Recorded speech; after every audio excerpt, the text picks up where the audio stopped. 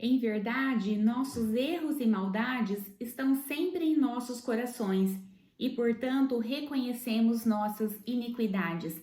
Esse é um dos versículos que eu destaquei acerca do capítulo 59 do livro do profeta Isaías, que fala a respeito de arrependimento, de reconhecimento de pecado. E é isso que o nosso Deus espera de cada um de nós, o arrependimento, para que Ele possa derramar toda a sua graça, toda a sua salvação sobre nós. Seja muito bem-vindo, seja muito bem-vinda a esse vídeo que faz parte de uma série de devocionais diários que acontece de segunda a sexta-feira, às 19h30 em meu perfil no Instagram e aos sábados e domingos aqui no meu canal no YouTube. Esses vídeos, esse projeto de leitura da Bíblia foi criado para edificar a sua vida, foi criado para que você tenha conhecimento tanto da palavra de Deus como o Deus que está todo o tempo nos comunicando e comunicando conosco por meio da sua palavra, por meio da Bíblia. Se esse conteúdo tem sido relevante na sua vida, curta, compartilhe, comente para que o algoritmo do YouTube entenda que esse conteúdo pode ser entregue para mais pessoas e assim essas vidas venham a ser transformadas por meio da palavra de Deus. Vamos iniciar então as nossas reflexões. Hoje os capítulos de 59 a 61 do livro do profeta Isaías. O primeiro capítulo é o 59, tem 21 versículos e a ideia central é pecado, confissão e aliança. Vamos ver, inicia assim. Não, o braço forte de Yahvé não está encolhido, que não possa alcançar-nos com a salvação, nem o seu ouvido está tampado, que não possa ouvir. Não é Deus que está incapacitado de nos salvar. Não é Deus que diminuiu o seu poder e não tem conseguido nos alcançar. Não foi Deus que está despreocupado conosco com a nossa perdição, mas sim os nossos pecados é que está nos afastando dele. Olha aí na sequência. No entanto, são as vossas maldades que fazem separação entre vós e o vosso Deus. Os vossos pecados nublaram e esconderam de vós a face do Senhor, e por isso ele não lhes dará ouvidos. Olha quão grave é permanecer no pecado. Eu sempre falo em minhas lives, nos meus vídeos, para as minhas seguidoras, que não foi porque nós pecamos uma vez, não foi porque nós caímos no erro, nós transgredimos alguma lei, algum mandamento do Senhor que nós estamos condenados. O que nos condena é ter a nossa testa de bronze e os tendões do nosso pescoço de ferro, como diz no próprio livro de Isaías. Deus chamava o seu povo de rebelde. O que isso quer dizer, Isa? Ter os tendões do pescoço de ferro e a testa de bronze? Quer dizer que é a falta de humildade, né? Eu dobrar o meu pescoço em reverência a Deus, em humilhação diante do ser pecador que eu sou, e ter a testa de bronze diz respeito a ter a minha mente que não possa ampliar os meus aprendizados, ampliar a percepção que eu tenho acerca dos mandamentos de Deus, é ser o chamado cabeça dura. É isso que nós não podemos, e isso faz com que nós nos afastemos de Deus. Fica como disse aqui, né, nos versículos que eu li, como se estivesse nublado e eu fique impedida de ver a face do Deus Salvador, do Deus Redentor, do Deus que me redime do meu pecado. No versículo 4 ele diz assim: não há quem pleiteie sua causa com justiça, não há quem busque o direito e nem faça sua defesa com retidão e sinceridade. Todos apoiam seus argumentos em falatório vazio e mentiras. Concebem maldades e geram mais iniquidade. Aqui Deus está nos apontando como o nosso pecado tem nos atrapalhado. Ele vai dizer, olha, ninguém está agindo com justiça, nem com retidão, nem com sinceridade. Todos estão apoiando os argumentos, quer dizer, eu estou fazendo a minha defesa baseada em falatório vazio. Eu não estou tendo argumentos plausíveis para que eu me defenda, para que Deus olhe para a minha causa. Estou agindo com mentiras, eu estou agindo com maldade, com iniquidade. É isso que tem nos afastado de Deus e não Deus que diminuiu o seu poder. segundo aqui os primeiros versículos do livro do profeta Isaías, capítulo 59. Na sequência, ele vai dizer assim: em verdade, nossos erros e maldades estão sempre em nossos corações e, portanto, reconhecemos nossas iniquidades. Se aqui no início nosso pecado está sendo transparecido, está sendo revelado, aqui no versículo 12, nós estamos como se confessando o nosso pecado. Então, primeiro o pecado foi nos apontado e depois nós estamos como se reconhecendo que somos pecadores e nos humilhando diante de Deus, já que a ideia central do capítulo é pecado, confissão e aliança. Esse versículo 12 vem dizer respeito à confissão. Sim, os nossos pecados, nós somos maldosos, estamos sendo iníquos e por isso tudo isso tem nos acontecido, por isso nós estamos distante de Deus. E por último, Deus vem reforçar a sua aliança. No versículo 21, ele diz assim: quanto a mim, esta é a minha aliança para com eles, afirma Yahvé. O meu espírito que está em ti e minha palavra que coloquei em tua boca não se afastarão jamais do teu coração. Deus que permanece, tem a sua palavra permanente, ele não muda de ideia. Deus não é capaz de mentir, Deus sempre está revelando que ele é um Deus, o primeiro e o último e único. Durante todo o livro do profeta Isaías, se você estiver ouvindo um barulhinho de uma respiração mais ofegante, a minha cachorra, a mais idosa, já está com quase 15 anos, ela está aqui no cantinho do quarto e ela está com um pouquinho de falta de ar, por isso que ela, se você ouvir aí alguma tossezinha, alguma coisa, é ela que está aqui no cantinho. Esqueci de tirá-la e está um pouquinho altos a respiração dela. Deus, então, ele sempre vem nos revelar que a sua palavra não muda, que a aliança que ele fez desde o início, lá com Abraão, ainda permanece até hoje. Nós não podemos temer que Deus um dia vai mudar de ideia. Não, Deus é o único, ele é desde o princípio e será até o fim. E vamos partir para os comentários do capítulo 60, que a ideia central é a restauração de Jerusalém. Sim, a implantação de uma nova terra, a implantação da nova Jerusalém, que será repleta de riquezas, que será toda iluminada. Deus vai dizer que nós podemos dispensar o sol e a lua, porque a nossa luz resplandecerá. Vamos ver, aqui faz relação, né? Faz menção a Jerusalém, mas no mundo espiritual nós podemos ter essas promessas para cada um de nós, para as nossas comunidades, para as nossas famílias. Põe-te de pé, diz o Senhor, levanta-te e resplandece, porquanto a tua luz é chegada e a glória de Yahvé raia sobre ti. Quem estava caído, quem estava esmorecido, pode se levantar, porque Deus promete que a sua luz resplandecerá, que ele vai nos levantar, ele vai fazer com que nós não pereçamos por causa do nosso pecado. Deus tem uma promessa ainda maior para você e para mim, que é nos restaurar, que é devolver-nos a vida, devolver-nos a luz. Então o contemplarás e ficarás radiante, o teu coração estremecerá e pulsará forte de júbilo, porque a riqueza de todos os mares lhe será trazida, a ti chegarão os tesouros das nações. Olha só que promessa, que todas as riquezas chegarão até nós. Aqui fazia relação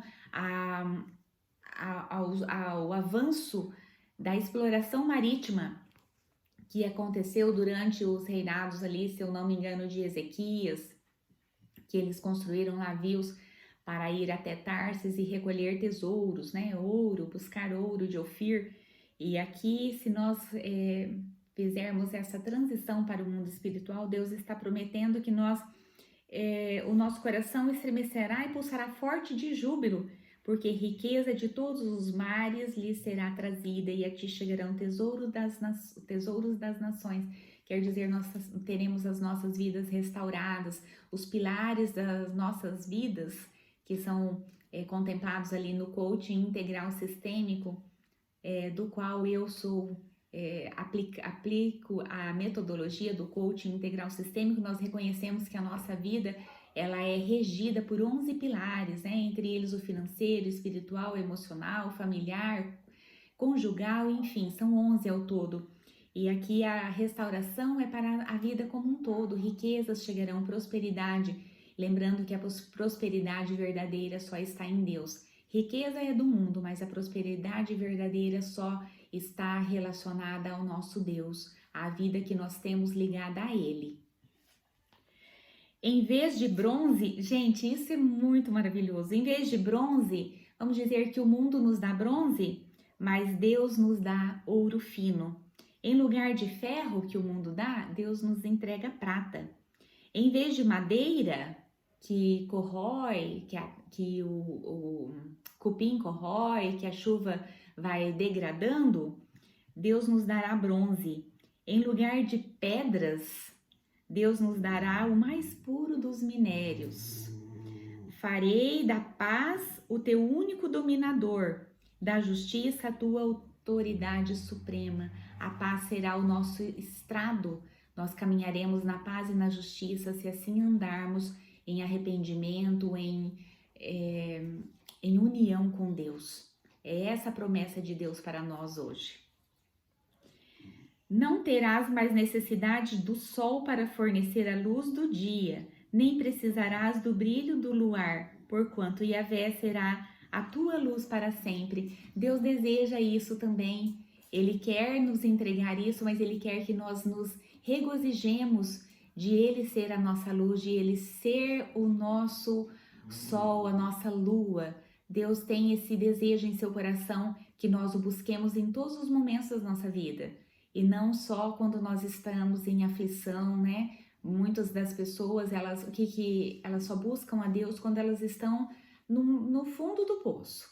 Quando há o que agradecer, não agradece. Quando precisa fazer um louvor, quando é o momento de dar glória a Deus, nunca faz. Mas quando está no fundo do poço, quando precisa de algo de emergência, a pessoa vai e procura por Deus. Não é isso que Deus busca de nós. Ele quer que estejamos em constante sintonia, harmonia com Ele, com o seu Espírito Santo, com o seu Filho Jesus, para que nós possamos dar graça, dar glória em todo o tempo, como diz o apóstolo Paulo. E por fim, diz assim, o mais humilde... Gente, Isaías, olha lá. O mais humilde dos indivíduos se tornará 1000, quer dizer, um homem vai ter a força, vai ter o poder de 1000 homens. O menor será uma grande e poderosa nação. Olha aí. Eu sou Yahvé, o Senhor, e no momento certo farei que tudo isso aconteça muito depressa. Qual é o momento certo para Deus? É o tempo dele, não é no nosso tempo. Muitas vezes nós temos pressa, mas Deus não. Ele age em seu próprio tempo, Ele age segundo a sua própria vontade, segundo o seu próprio planejamento, e não cabe a nós discernirmos isso. Isso é mistério de Deus. Ele é quem sabe o momento de agir. Ele é quem sabe o momento de nos tornar, mesmo pequenos, com a força de 1000 homens, com a força de um exército todo. Isso cabe a Ele. Deixa Deus ser Deus. E o capítulo 61 é um dos capítulos também mais incríveis do livro do profeta Isaías, que vem falar sobre o ministério do Messias. Nós já vimos Jesus mesmo declarando o cumprimento dessa profecia. Ele mesmo, no Evangelho de Lucas, quando ele foi ler na sinagoga, ele abriu o livro, né, o rolo, o pergaminho no livro do profeta Isaías e leu essa passagem. Eis que o Espírito do Senhor está sobre mim, porque Ele me ungiu para anunciar a boa nova aos pobres. Enviou-me para cuidar dos que estão com o coração quebrantado, proclamar liberdade aos cativos e libertação do mundo das trevas aos prisioneiros da escuridão. Essa profecia se cumpriu já em Jesus. Ele mesmo declarou isso. E nós vemos que Deus o escolheu, ungiu para nos libertar, para nos tornar livres. Nós não nascemos para ser escravos, nós não nascemos para estar sob o jugo do pecado, sob o jugo das trevas, mas sim para ter a luz, que é Jesus, que veio até nós, que se materializou na forma humana para sentir as nossas dores e saber qual é a maior dor do ser humano. Jesus soube como ninguém o que é sentir fome, o que é sentir frio, o que é sentir dor, o que é ser abandonado, o que é ser ultrajado. Jesus sentiu tudo isso na pele. Ele veio para cumprir esse ministério, para trazer alento, para trazer consolo a nós, porque ele sabe exatamente o que é estar preso em um corpo humano. E aqui ele vem dizer que ele veio trazer a libertação das trevas aos cativos. Esse foi o ministério pelo qual Jesus foi ungido. Ele foi ungido por Deus para exercer esse ministério, para trazer até nós a libertação. Em lugar da vergonha que tendes sofrido, tereis porção dobrada de honra. Em vez de humilhação, bradareis de júbilo em vossa herança, porquanto recebereis porção dupla em vossa terra e tereis alegria eterna. Olha que promessa que Jesus nos traz. Quero ler novamente. Em lugar da vergonha que tendes sofrido. Qual será que é a vergonha que você tem sofrido hoje? Reflita o que é que tem trazido desgosto, o que é que tem trazido vergonha a você. Se isso está te machucando, saiba que você terá porção dobrada de honra. Se você crer na promessa de Jesus, se você crer em sua salvação. Em vez da humilhação que você está passando, da humilhação que você tem sofrido, bradareis de júbilo em vossa herança. Você não vai precisar mais viver humilhado, você vai poder bradar de júbilo, que você vai ter uma herança eterna. Isso são promessas de Deus. E nós vemos que profecias já têm se cumprido, já foram cumpridas, inclusive por Jesus mesmo. E essa profecia é para você. Porquanto recebereis porção dupla em vossa terra e tereis alegria eterna. Você ainda vai receber porção dupla aqui na terra, aqui no seu corpo humano, no seu corpo físico. Porém, para isso você precisa acreditar na promessa de Jesus, acreditar e ouvir os mandamentos de Deus que foram criados para que nós possamos ter a nossa libertação, para que nós não vivamos mais sob o jugo do pecado e das trevas. E por último, eu quero ler os versículos de 10 e 11. Transbordo de alegria em Yahvé, o Senhor, a minha alma se regozija no meu Deus, porque ele me vestiu com as vestes da salvação, cobriu-me com o manto da justiça como um noivo, e com a coroa sacerdotal, qual noiva que se enfeita com as mais ricas joias, porque assim como a terra faz brotar a planta e o jardim faz germinar a semente, assim o soberano fará nascer a justiça e o louvor diante de todas as nações. Olha que coisa, que palavra mais maravilhosa essa aqui, é a ação de graças por Deus, porque nós transbordamos de alegria em Deus e nós nos regozijamos nele, porque assim como a terra faz brotar a planta e o jardim faz plantar a semente, assim Deus fará nascer a justiça e o louvor diante de todas as nações. Nós temos que nos alimentar dessa esperança diante de um mundo que tem se revelado tão frio, tão cheio de pecado, com pessoas tão arrogantes e orgulhosas que não se dobram à palavra de Deus. São pessoas hoje que não acreditam, que vivem como se Deus não existisse, que é a impiedade. Nós sabemos que Deus tem uma promessa para nós. E a nossa parte é não nos desligarmos, né? O nosso papel é não nos desligarmos dessas promessas e trazer outras pessoas conosco. Nós não viemos aqui para salvar somente a nossa própria pele, mas nós devemos dar frutos, frutificar aqui. Isso quer dizer que nós devemos evangelizar outras pessoas. Amados e amadas, e agora nós vamos para o livro de 1 Timóteo, os capítulos 3 e 4, que são orientações aos que irão exercer liderança e também como reconhecer falsos ensinos. Como eu comentei ontem na live, mas para você que só me acompanha aqui no YouTube, nós estamos falando do primeiro livro de Timóteo, que são cartas pastorais. O que isso quer dizer? São cartas que orientam pastores, orientam líderes das comunidades. Paulo, tendo em vista aí a sua condenação iminente, ele já estava preso em Roma e ele tinha a consciência de que a vida dele estaria por um fio, bastaria a condenação para que ele fosse executado, e ele escreve a Timóteo para passar algumas orientações, porque o desejo dele era que a igreja não parasse, que ele deixasse outras pessoas formadas, treinadas para exercer o ministério que até então tinha sido confiado por Deus a ele. Vamos lá então. Ponto 1. Líderes devem ser exemplos em suas próprias famílias antes de servir a igreja, ele vai dizer. O bispo deve também governar bem a sua própria família, sabendo educar seus filhos a lhes serem submissos com todo respeito. Aqui vai falar das lideranças das comunidades, né? Bispos, presbíteros, diáconos.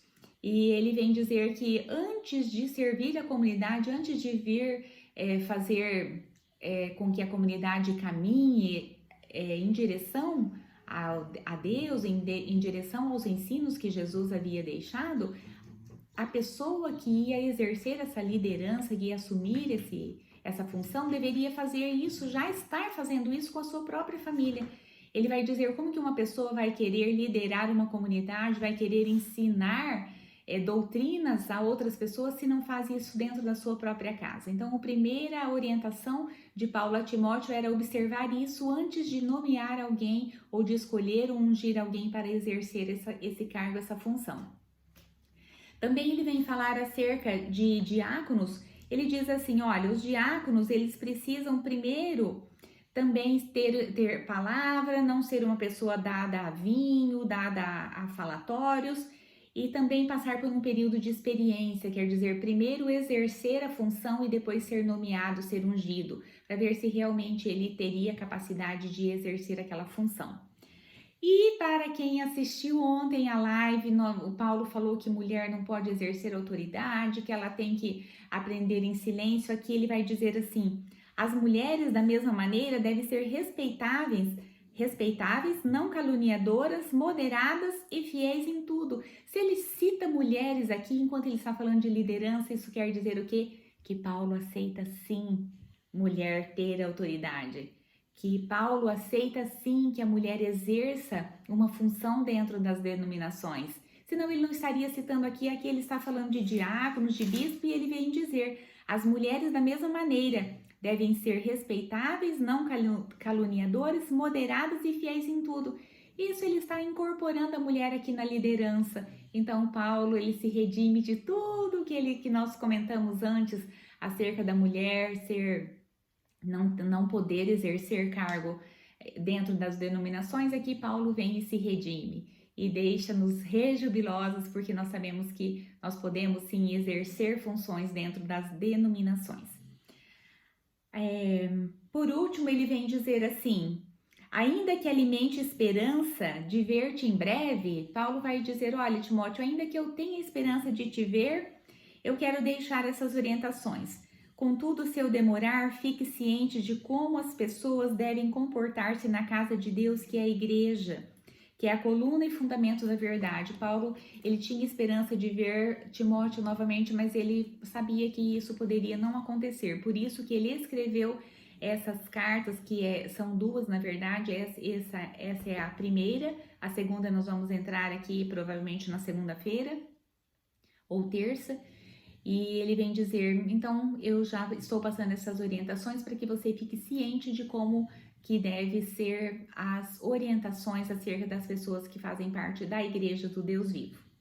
Capítulo 4, Paulo vem alertar acerca de ensinos falsos que estavam proibindo o que Deus havia dado de graça, que era com o casamento, que era alimentos. Paulo diz assim, o Espírito Santo afirma expressamente que nos últimos tempos alguns se desviarão da fé e darão ouvidos a espíritos enganadores e a doutrina de demônios. Paulo chama de doutrinas de demônios as fake news. Olha lá, sob a influência da hipocrisia de pessoas mentirosas que têm a consciência cauterizada. O que é ter consciência cauterizada? Aquela pessoa que não amplia a sua mente, que não se deixou crescer, que não se deixou aprender novas coisas, novas doutrinas da fé. Os fariseus, né, aqueles que tinham as seitas judaizantes, e hoje em dia nós sabemos que tem muitos religiosos também que estão com as suas mentes cauterizadas, que não se abrem para novos ensinos. Porém, ele diz assim, são líderes que proíbem o casamento e ordenam a abstinência de alimentos que Deus criou. Quer dizer, na época, pessoas estavam dizendo assim, e hoje também, né? Ah, não pode comer carne disso porque é pecado, ah, não pode fazer isso porque é pecado. Não é isso. Deus deixou no Evangelho de Jesus Cristo que o que contamina o ser humano não é o que entra. Quer dizer, não são os alimentos que vão nos tornar impuros, mas aquilo que o nosso coração põe para fora por meio da nossa boca, por meio da nossa língua. Não é à toa que a Bíblia toda fala de cuidar com o que nós falemos, cuidar da nossa língua, cuidar com as nossas palavras. E eu já sempre citei exemplos para você aqui acerca do que a palavra tem poder, de como você declarar as coisas pode atrair, né, para você, tanto o bem como o mal. E aqui, então, o Paulo vem dizer, olha, todo o ensino errado vai proibir aquilo que Deus já havia permitido, que é o casamento, que é uma lei, né, de Deus também, o casamento, e os alimentos que nós também vimos em Atos dos Apóstolos, que Pedro teve uma visão de que um lençol descia do céu com todo tipo de alimento e ele foi ordenado a comer daqueles alimentos, é porque nada era impuro. E também fazia relação ao evangelho chegar até os gentios. Mas nós sabemos que o alimento nos é permitido. Tudo, claro que desde que feito tudo para Deus, quer comais, quer bebais, que seja para honra e glória do nome de Deus. E por último, ele vem dizer acerca da orientação acerca da liderança do próprio Timóteo. Ele diz assim: ninguém menospreze o fato de seres jovem, falando para Timóteo, mas procura ser exemplo para os fiéis na palavra, no comportamento, no amor, na fé e na pureza. Quer dizer, olha, guarda o teu comportamento, guarda a maneira como você se expressa, a maneira como você fala. E isso, o fato de você ser jovem não vai fazer diferença nenhuma. As pessoas vão te respeitar desde que você haja com prudência, com lealdade, com honestidade, com sinceridade. Enquanto aguardas a minha chegada, aplica-te à leitura, à exortação e ao ensino. Leitura, Paulo já dizia o quão a leitura aqui provavelmente está falando para ele ler a lei, né? Ler o Antigo Testamento. Paulo já sabia que a leitura iria fazer toda a diferença na vida de Timóteo, assim como faz na nossa vida também. Você que lê a palavra, você que lê livros edificantes, essa vai ser o seu diferencial. Acredite nisso. O conhecimento ninguém tira de você. E esse vai ser o seu diferencial no momento em que você for aplicar esse conhecimento que você está adquirindo, seja em vídeos, seja nas suas comunidades, seja em escolinhas, né, bíblicas ou catequese. Então, o ensino vai ter o seu fundamento na leitura que você fizer, no estudo que você fizer. E aqui Paulo já deixou essa orientação bem clara para Timóteo. E por fim ele diz assim: tem cuidado de ti mesmo e do teu ensino, persevera nesses deveres, pois agindo assim salvarás tanto a tua própria vida quanto a todos que te derem ouvidos. Aqui Paulo reforça aquilo que eu já disse anteriormente. Nós vamos aprender para ensinar, nós vamos nos salvar para salvar outros. Essa é a missão que Deus deixou para cada um de nós, que nós sejamos uma igreja, que nós sejamos uma comunidade comprometidos, né, conosco mesmos e com a vida do nosso próximo. E assim eu finalizo essas reflexões, as meditações de hoje. Eu espero você no próximo vídeo. Tchau, até!